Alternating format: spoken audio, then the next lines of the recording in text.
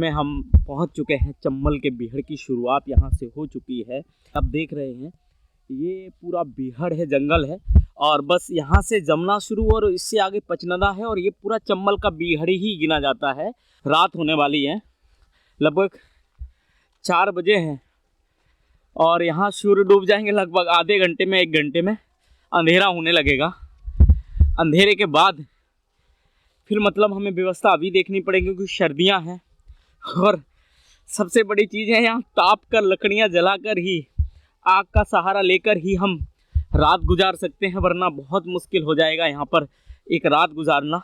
तो ये सारा जंगल यही ये कहा जा सकता है ये डकैतों की राजधानी है, डकैतों की। और यहाँ घुसना मतलब उनसे पंगा लेना जैसा है। हाँ बिल्कुल। तो क्या अभी भी अब डकैत हैं तो क्या अभी भी यहाँ, जैसे मैं रात को रुकना चाहता हूँ क्योंकि मेरे साथ टीम नहीं है, मैं अकेला रुकूंगा या मेरा टीम का एक सदस्य आने वाला है उसके साथ रहूंगा, तो क्या यहाँ डर है रुकने के लिए रात को या डरावना, क्या डाकुओं से डरना चाहिए? ऐसा है, डाकुओं से भी डर है और दूसरी बात कि यहाँ पे जो है जंगली जानवर बहुत हैं।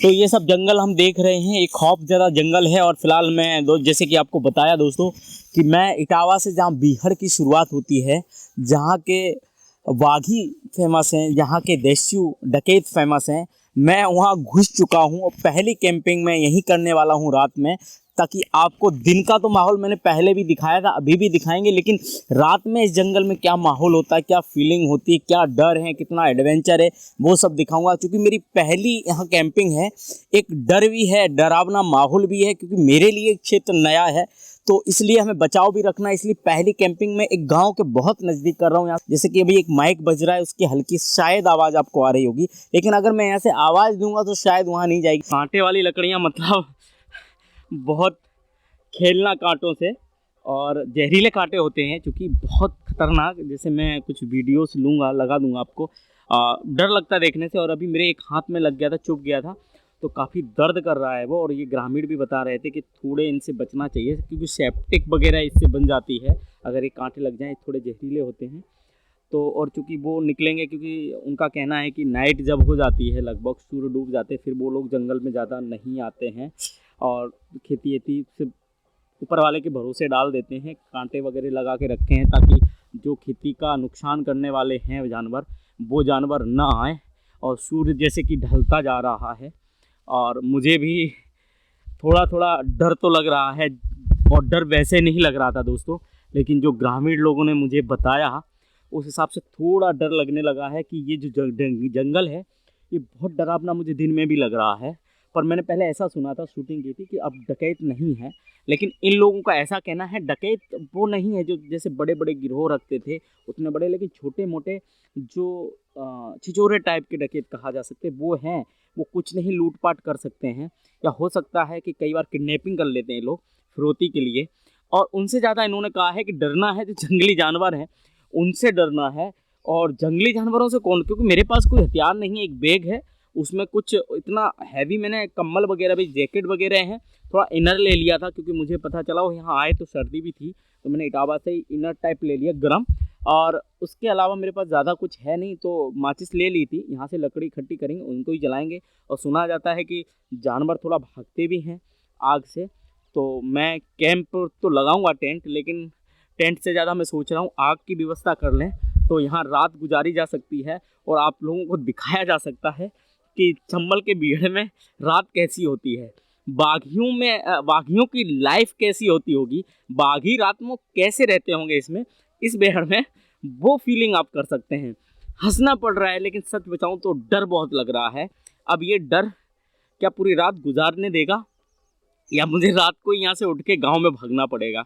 क्योंकि ग्रामीण जो लोग थे उन्होंने यही कहा है कि आप नाइट को यहाँ ना रुकें, दिन में शूटिंग कर लें। और अभी आप अकेले हैं बोल रहे थे, लेकिन अगर आपके साथ टीम भी आने वाली है, अगर आ जाए तो भी आप यहाँ ना रुकें, टीम के साथ आप गांव का किनारा ले लें, बोले वो बहुत अच्छे थे, बता रहे थे कि हम व्यवस्थाएं करा देंगे, आप आ जाइए किसी भी घर में, आप रुकिए, दिन में शूट करिए, लेकिन मुझे नाइट कैंपिंग करनी है जंगल में, तो रिस्क है। एडवेंचर इसी का नाम है और इसी एडवेंचर पे हम टिके हुए हैं।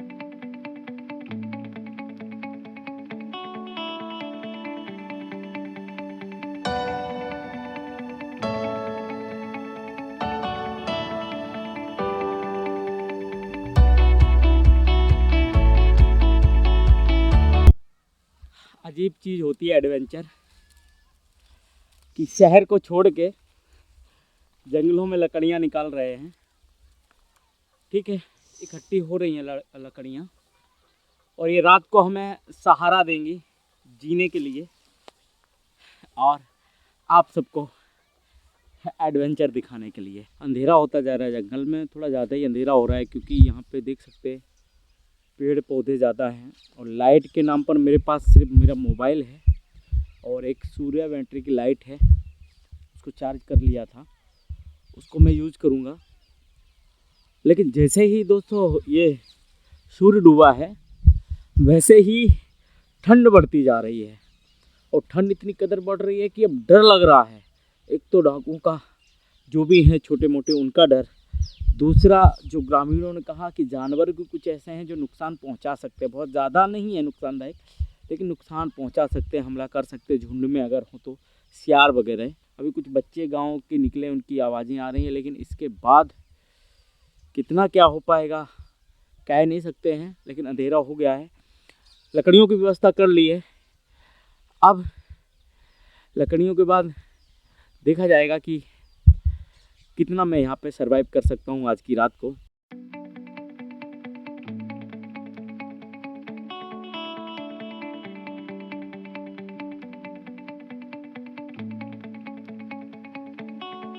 तो दोस्तों रात हो चुकी है, इस समय बहुत ज़्यादा रात हो चुकी है और ठंड हद से ज़्यादा है।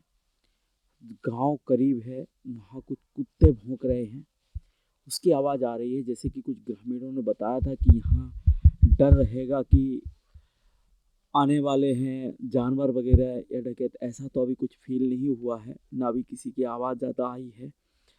और लाइटिंग के लिए जो मैंने सूर्या प्लेट से जो मेरी लाइट थी चार्ज करके रखी थी, प्रॉब्लम ये हो गई है कि वो भी डिस्चार्ज हो गई है। अभी फ़िलहाल मैंने एक डाली थी जंगल की, वहाँ पर बैठ कर के मैंने ये मोबाइल रखा है और उससे मैं थोड़ी शूटिंग कर रहा हूँ। और चूँकि अभी थोड़ी बहुत कुत्तों की आवाज़ आ रही है, इससे ज़्यादा किसी की आवाज़ नहीं आ रही है। मुँह से धुआं निकल रहा है ठंड की वजह से, और सारा कुछ बंद करके रखा है। अब देखते हैं रात को और क्या फील कर पाता हूँ। लेकिन मैं सोच रहा हूँ कि इतनी ठंडी में डकैत रहते कैसे होंगे। और जिस पहाड़ी पर मैं बैठा था, मैंने कहा था यहाँ मैं कैंपिंग करूँगा, वहाँ पॉसिबल नहीं हो पाया है। बहुत ठंड लग रही थी, ऊपर से हवा आ रही है ठंडी ठंडी, इसलिए मैं थोड़ा नीचे आया हूँ ताकि वहाँ पेड़ हैं, दीवार जैसी उस पहाड़ी की पड़ जाती है, वहाँ थोड़ा आराम से लग रहा है। लेकिन डर बहुत लग रहा है, और डरना चाहिए दोस्तों। अब मैं अकेला हूँ, मेरी टीम का कोई व्यक्ति नहीं आया है, और इतना बड़ा जंगल है, यहाँ से 2 किलोमीटर या 1 किलोमीटर भी मान लो गाँव है, वहाँ से सिर्फ कुत्ते के भौंकने की आवाज़ आ रही है और कुछ नहीं आ रहा है।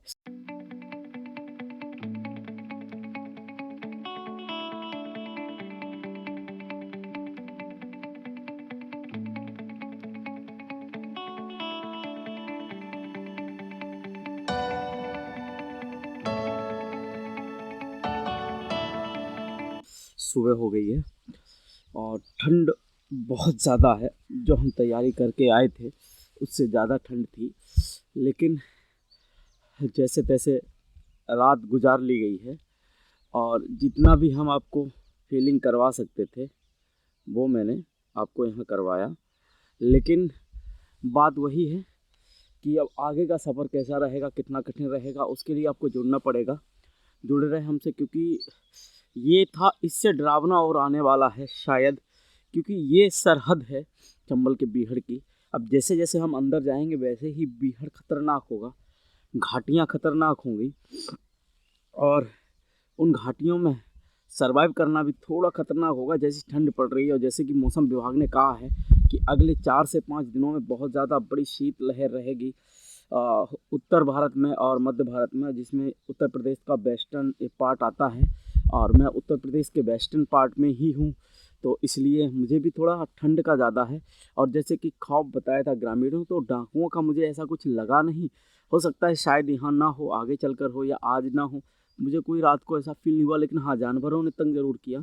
सियार वगैरह जो होते हैं उन्होंने तंग किया, काफ़ी खौफजदा आवाज़ में आवाज़ निकाल रहे थे, बोल रहे थे, और काफ़ी डरावना था मंजर। और कई बार मेरा बैग खींचने की कोशिश की, पास आए या कुछ, और मेरे पास लाइट की सुविधा भी नहीं थी, तो जितना भी मैंने क्योंकि मेरी सूर्य लाइट थी वो डिस्चार्ज हो गई थी। अब ठंड की वजह से हुई थी, कैसे हुई थी पता नहीं, लेकिन अब तो सूर्य निकल आए हैं, अच्छी खासी मैंने गर्मी ले ली है, सूर्य की विटामिन डी भी ले ली है, लेकिन अब ठीक है, कोई दिक्कत नहीं। मैं पहाड़ी से थोड़ा नीचे आ गया था, पहाड़ी पर ऊपर टॉप पर मैंने कैंप नहीं किया था, मेरे पास जो कंबल वगैरह थे उससे मेरा हो गया था। फिलहाल दोस्तों इस व्लॉग में यहीं रखेंगे, और ठीक है, कैसा लगा आपको चंबल में कैंपिंग का ये सफ़र बताएं।